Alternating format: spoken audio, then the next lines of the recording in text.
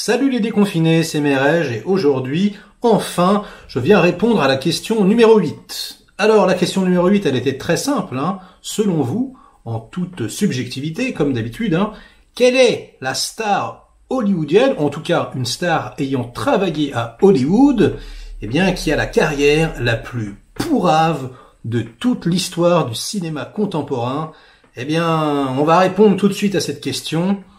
Et bon, d'entrée, je vais vous le dire, il y a quelqu'un qui est hors compétition, c'est Steven Seagal. Alors Steven Seagal, voilà, lui, j'ai déjà fait une vidéo sur lui, évidemment. C'est bon, on peut le mettre à la poubelle. Toute sa filmo, c'est horrible.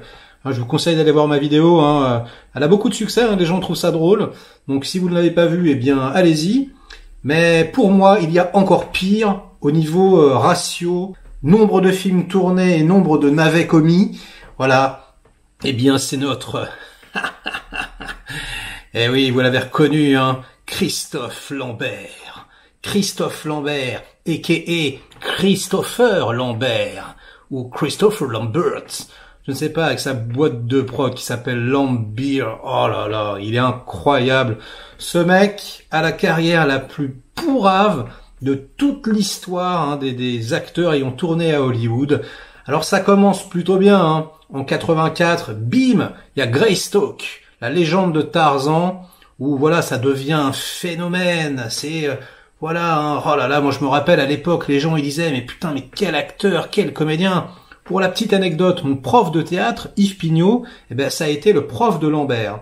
Et il me disait, au conservatoire, Lambert, il était exceptionnel. Il me disait, il pouvait tout jouer, ce mec, c'était incroyable. Je le crois sur parole, mais bon. Ok, bref, on continue. Alors, Greystoke, énorme succès, pas de problème.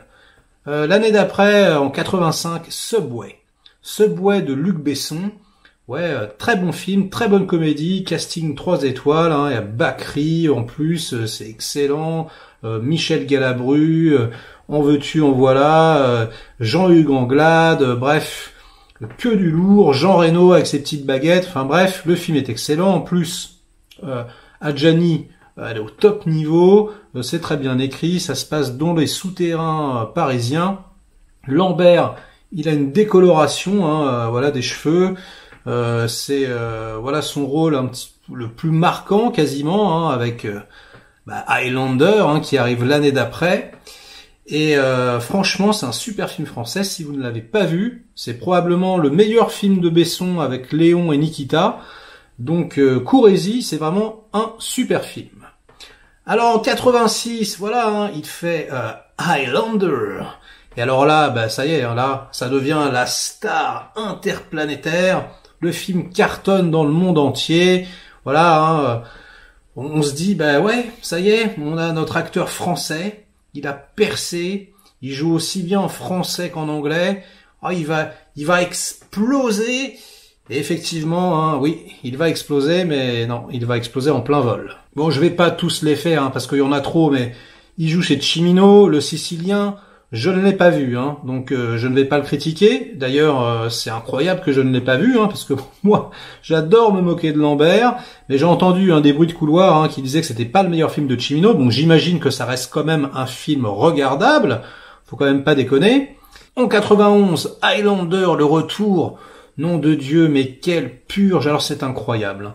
Highlander, le retour, Highlander 2 de Quickening, Highlander 2 Renegade version, Highlander 2 de Final Cut. Bref, des Highlander 2, il y a au moins 4 versions ou 5 versions, c'est hallucinant. Ils ont tout essayé. Moi, je l'ai vu au cinéma, les enfants. Au cinéma, en France, on n'avait pas la même version tout le monde. On avait une version avec une fin toute pourrave, où il s'envole dans les étoiles comme ça. Oh là là, il lui tendait la main à Virginia de Masden, il lui disait « Allez, viens avec moi ». Putain, c'était ridicule.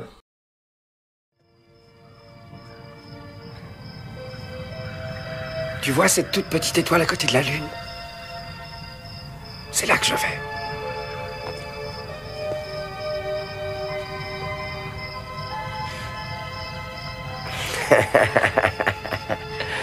Viens avec moi. Il n'y a rien à faire, tu le sais. Tu vas pouvoir y arriver. Aide-moi. C'est un genre de magie. Viens. À nous deux, on peut y arriver. Allez, viens.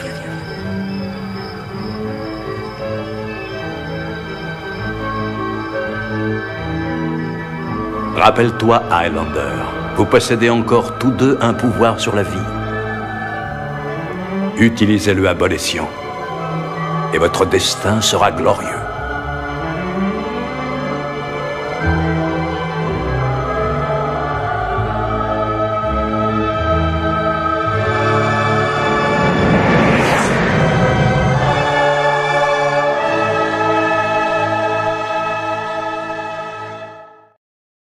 C'est un des plus gros nanars jamais filmés, mais le problème c'est que c'est ultra bien shooté. Putain, on dirait que c'est filmé par Ridley Scott. Oh, le chef-op défonce. Voilà, il y a de la fumée, vous savez, cette image très dense et tout ça. Puis il y a Sean Connery, merde, il y a des Highlanders, quoi. On se dit, mais pourquoi ils ont fait des extraterrestres de la planète Zeist? Alors, la renégade version, elle te coupe ça, elle te dit non, mais en fait, c'est pas des extraterrestres. En fait, ils se planquent, mais dans le passé. Ok. Bon, c'est quand même de la merde, hein, mais bon, c'était un tout petit peu moins de la merde. Après, ils ont refait des effets spéciaux. Voilà, c'était rouge. En fait, non, ils disent, non, en fait, le dôme, il est pas rouge, il est bleu. Ce qui est complètement débile, d'ailleurs, parce que dans le film, à un moment donné, ils cassent un globe avec, voilà, un truc autour qui est tout rouge. Donc, on sent bien que c'était rouge à la base, hein. Mais bon, c'est pas grave. Ils ont tout tenté. Ça reste toujours une purge sans nom. Et je ne sais pas pourquoi, je le regarde au moins une fois par an. Highlander 2, je l'ai plus vu que Highlander 1. Je sais pas. Je ne sais pas pourquoi, ce film est magique sur moi, hein, voilà. Il est immortel d'une certaine façon, c'est le plus gros nanar. C'est le nanar que j'ai revu le plus de fois. Donc si vous n'avez pas vu Highlander 2, franchement, jetez-vous dessus, c'est magnifique. Alors ensuite, en 1992, il y a Face à Face, un thriller tout pourrave, hein, on dirait, un téléfilm M6, mais au moins on dirait un tout petit peu du cinéma, hein. Et quand même, voilà, ces films, ça ressemblait encore un tout petit peu à du cinéma, hein, mais c'est bien pourri, hein, mais évidemment, comparé au reste de sa future filmographie, c'est limite un chef-d'œuvre, hein. La même année, il fait un caméo dans Highlander, la série. Putain, c'est insupportable, cette série est nulle. Même quand j'étais jeune, hein, je trouvais ça nul à chier. Je sais que beaucoup aiment, hein, mais moi c'est pas possible. Puis en plus, qu'est-ce que c'est que cette histoire, hein, je veux dire, c'est lui, le Highlander. Qu'est-ce que c'est que ce mec, là, Duncan MacLeod? Mais on s'en tape de Duncan. Nous, on veut Connor MacLeod. Bref, on s'en fout. Il continue toujours en 92 dans un bon film français, Max et Jérémy. Ça doit être un de ses meilleurs films, hein. C'est pas exceptionnel, hein, mais bon, voilà, ça se regarde. C'est sympathique. Si vous ne l'avez pas vu, vous pouvez le regarder. Toujours en 92, il enchaîne cette année-là. Il fait Fortress, une série B qui se passe dans une prison du futur. Écoutez, c'est nul à chier, hein, en ce qui me concerne. Hein, c'est tout cheapos. Mais, comme je l'ai dit, hein, ça ressemble à une série B. Ça ressemble un tout petit peu à du cinéma. Et puis, comparé au Fortress 2, c'est un chef-d'œuvre absolu. Hein, donc, c'est nul, mais... c'est pas plus nul que n'importe quelle autre série B de l'époque, quoi. C'est, allez, sympathique, on va dire. En 93, il y a Deux doigts sur la gâchette. Pareil, hein, c'est nul, mais ça se regarde, voilà, si on a envie de voir un petit navet, un petit téléfilm de M6, on se dit, bon, allez, un petit buddy movie avec Mario Van Peebles, pourquoi pas. Mais en 94, là, 94, c'est le début de la fin. C'est le début de la descente aux enfers. Lambert qui doit avoir un melon comme ça, hein, probablement, et qui est toujours à la recherche du rôle principal. Eh bien, ouais, il trouve, avec Highlander 3, un rôle à sa mesure. Highlander 3, encore avec Mario Van Peebles, un nanar intersidéral. Mais vraiment, c'est hallucinant. On se dit, mais qu'est-ce qui s'est passé ? Highlander 1, hein, de Russell Mulcahy, c'est limite un chef-d'œuvre, un film qui était en avance sur son temps, extrêmement bien shooté, hein, avec une histoire magnifique, avec des acteurs au taquet, avec des transitions devenues cultes.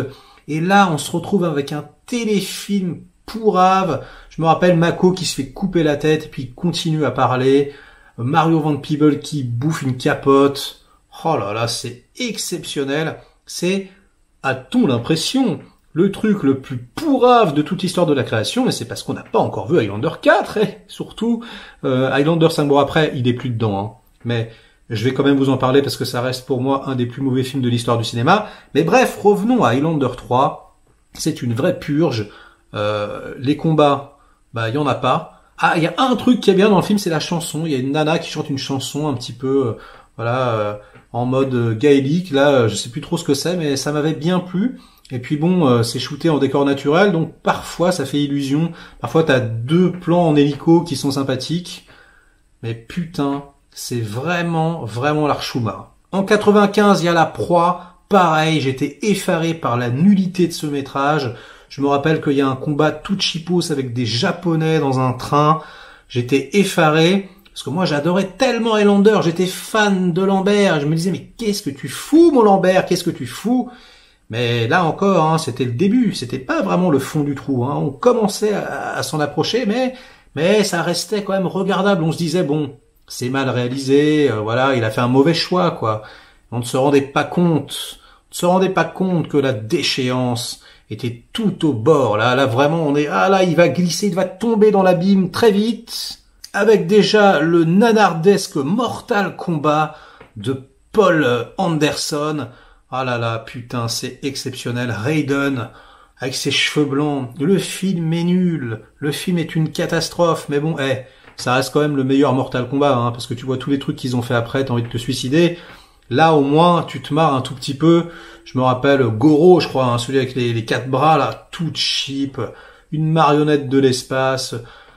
Oh là là, c'était tellement lamentable. Je l'avais vu au cinéma, je me rappelle, je pleurais de honte. C'était vraiment, mais vraiment, en plus, il est français, tu sais, tu te dis, putain, c'est ça, quoi, on exporte la France dans le monde avec Lambert. Oh, nom de Dieu, non, c'est pas possible, S'il y a des fans de Mortal Kombat, allez-y dans les commentaires, expliquez-moi pourquoi ce film est bon, parce que moi, je trouve que c'est, mais un des trucs les plus pourris de toute l'histoire de la création. En 96, Grand Nord, putain, je l'ai vu au cinéma, celui-là aussi, nul à chier. Bon, au moins, c'est filmé en décor naturel. Ça fait illusion, mais tu te fais chier, tu t'endors, c'est nul. La même année, Adrénaline, un truc qui est sorti directement en DVD que j'ai jamais vu, mais à mon avis, ça vaut pas une cacahuète. Et puis, encore un film français, Hercule et Sherlock. Nom de Dieu, c'est pareil, celui-là, je l'ai pas vu, mais je ne veux pas en entendre parler. Bon, sauf si, dans les commentaires, vous me dites que c'est absolument incroyable. Moi, personnellement, j'ai un très gros doute. Mais bon, voilà, là, c'est bon, il est obligé d'alterner à Hollywood et en France. Voilà, parce que Hercule et Sherlock, quand même, ça ressemblait à un vrai film. Voilà, il essayait de faire illusion. Vous voyez, je fais du cinéma français. Je fais encore du cinéma, les gars. Je fais pas que les trucs pourris qui sortent directement en VHS. Alors ensuite, en 97, il y a Nirvana, un film de Gabriel Salvatores, qui a 6,1 sur IMDb. Un de ses meilleurs films. Je ne vous spoile rien, mais on va dire que ça se passe à l'intérieur d'un jeu vidéo, un film précurseur. Bon, il n'y a pas de thunes et c'est cheapos, mais au moins il y a un concept et c'est sympathique. Waouh! On s'était dit à l'époque, je me rappelle avec mes potes, oh, mais ça se trouve, voilà, il a trouvé sa voie. Il va aller travailler avec des réalisateurs étrangers, et puis sa carrière va décoller à nouveau. En plus, en 1997, il enchaîne Mean Guns, réalisé par Albert Pyun. Ouh, Albert Pyun, je sais que ça résonne dans les oreilles de certains. C'est un de ses meilleurs films. Bon, c'est complètement cheap, il n'y a pas de budget, mais au moins il y a des gunfights. Il y a Ice-T qui cabotine à mort. Et puis, c'est regardable et ça existe en Blu-ray. Donc moi je l'ai personnellement comme plaisir coupable. Franchement, c'est parmi le haut de la filmo. Alors ensuite, on enchaîne avec toute une série de films complètement inavouables. Arlette, Génial mes parents s'aiment, Gideon, et ensuite arrivent ces retrouvailles avec Russell Mulcahy pour Résurrection. On se dit, putain, yes, Russell Mulcahy, le réalisateur de Highlander 1 qui refait équipe avec Lambert pour nous faire un super film de merde, puisque c'est un film sans thune, tout cheapos, une pompe de Seven, toute nulle à chier, mais putain, mais c'est vraiment, mais Russell Mulcahy, c'est pareil, je pourrais parler de la carrière de Russell Mulcahy, c'est exceptionnel, ce mec, Il a commencé ici, puis après, il est, Russell? Bon. Alors que c'était quand même un esthète à la base, je ne comprends pas, je ne comprendrai jamais. Sûrement la drogue. Et alors, c'est pas fini, parce qu'il enchaîne, mais c'est plus gros nanar. Donc, toujours en 99, il y a Beowulf. où Christophe Lambert fait des saltos arrière. Je me rappelle dans une interview, il était complètement de mauvaise foi, il faisait « Mais non, moi je suis content, hein. Vous savez, je vais sur le tournage, je fais du cheval, je sors une épée, et puis je trouve que eh ben, le film a rencontré son public, hein. Ouais, c'est-à-dire les jeunes de 12-14 ans. » J'étais mort de rire, ce mec vraiment est incroyable. Et puis alors, c'est pas fini, hein. Juste après, voilà, ce sommet, hein, rien à voir avec le film de Zemeckis, hein. Eh bien, il enchaîne des trucs absolument, mais dramatiques. Forteresse de réincarnation. Oh la vache, ça se passe dans l'espace. Je crois que j'ai pas pu le regarder jusqu'au bout, tellement c'est cheap. C'est réalisé par Geoff Murphy, en plus un excellent réalisateur, hein. C'est le mec, par exemple, qui a fait Under Siege 2 avec Steven Seagal, tiens. Et puis qui était réalisateur seconde équipe sur toute la trilogie Seigneur des Anneaux. Hey! Et le mec, c'est pareil, sa carrière, hein. Hop là, c'est assez étrange. Et puis alors, juste après, Highlander Endgame. Highlander 4. Putain, mais c'est incroyable. Highlander 4, je me rappelle, hein. Un pote l'avait vu aux États-Unis, il m'avait dit, ouais, tu vas voir, c'est pas mal. Hein, Julien? Tu t'en rappelles plus, mais moi, je me rappelle que tu m'avais dit ça. Bon. C'était pas le même cut aux États-Unis qu'en France, et on ne saura jamais à quoi ressemblait le cut américain de cinéma, puisque du coup maintenant c'est la même version partout. Mais en tout cas, ça m'étonnerait que c'est beaucoup changé par rapport à la bouse qu'on s'est tapé. Ultra mal shooté. Il y avait des chorégraphies par Donnie Yen, donc parfois ça faisait un tout petit peu illusion, et Donnie Yen avec un petit rôle. Mais putain, c'était une purge sans nom. Et surtout, le film te tuait Highlander. Mais c'était hallucinant. C'est-à-dire que Highlander, je sais pas si vous vous rappelez, hein, il ne peut en rester qu'un, donc c'est ce qui se passe, hein, donc c'est Highlander l'élu, c'est Lambert l'élu. Ah non, parce que dans le 4, spoiler, hein, désolé, mais on lui coupe la tête, hein, Duncan lui coupe la tête, mais what, c'est lui le Highlander, nom de Dieu, qu'est-ce que c'est que cette histoire, qu'est-ce que c'est que ce révisionnisme, c'est insupportable. Bref, vraiment ce film est une purge sans nom. Et je l'ai dans ma collection uniquement pour le petit combat avec Donnie Yen. Mais franchement, c'est une honte. Alors on pensait avoir tout vu, mais non. Puisqu'en 2001 sort Vercingétorix. Ouh là là, un film en costume, ouais, avec de la thune. Ouh là là, Jacques Dorfman à la réalisation. Il paraît qu'il était toujours bourré sur le plateau. Ça ne m'étonne pas, hein. Bon... je vais pas revenir sur Vercingétorix, hein, je vais en faire une vidéo à part, hein, parce que c'est trop, c'est exceptionnel. Donc ce film est vraiment, je pense, son pire film quasiment, hein, c'est phénoménal. Je le dis d'ailleurs ici, mais il existe une deuxième version qui s'appelle Druids, parce qu'en fait le film avait été shooté à la fois en français et en anglais. Alors moi mon rêve, c'est de voir Druids, c'est de voir la version américaine. Donc si jamais quelqu'un sait où la trouver, eh bien je suis preneur. Et puis bon, à partir de là, c'était fini. Là, ça y est, il était enterré 6 pieds sous terre. Hein, il levait la tête, puis il voyait le trou tout en haut. Il avait creusé tellement profond que là, c'était plus possible. Donc moi, personnellement, j'ai arrêté de regarder quasiment. Hein. Donc je vais énumérer ce qu'il a fait. Hein. Je vais pas tous les énumérer. Et puis voilà, je vais montrer un petit peu les jaquettes pour qu'on se marre. Alors il y a Pontman, un film d'espionnage tout pourri que j'avais vu, qui est complètement nul. Il y a The Piano Player, Absalon, Janice et John, un film français qui peut peut-être faire illusion mais que je n'ai pas vu. À ton image, mais je crois qu'il a un tout petit rôle. Jour de colère, Southland Tales, même quand il joue avec un bon réal, c'est un de ses pires films.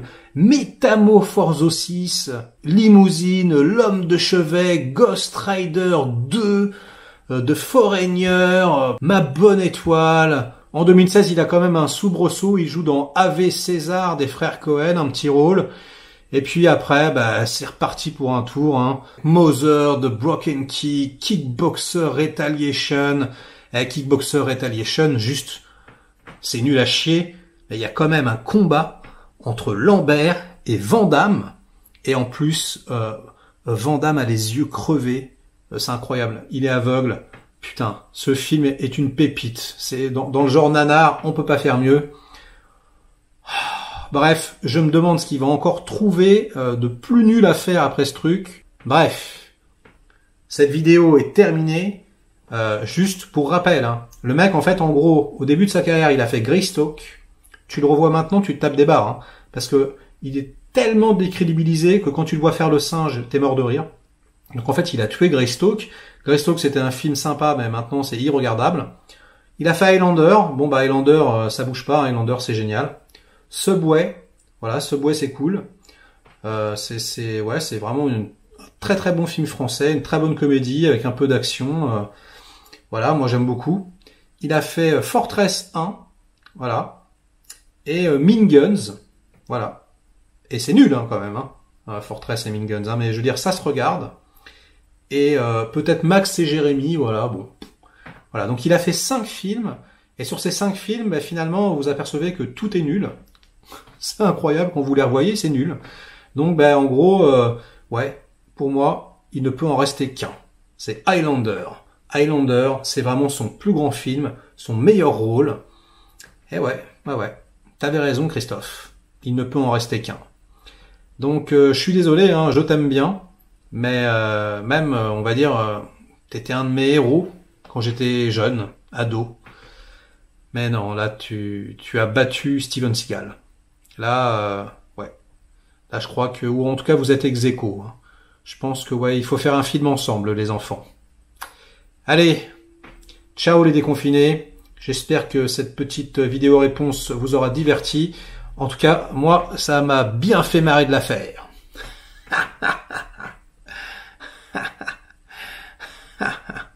Je sais pas comment il fait. Allez, ciao.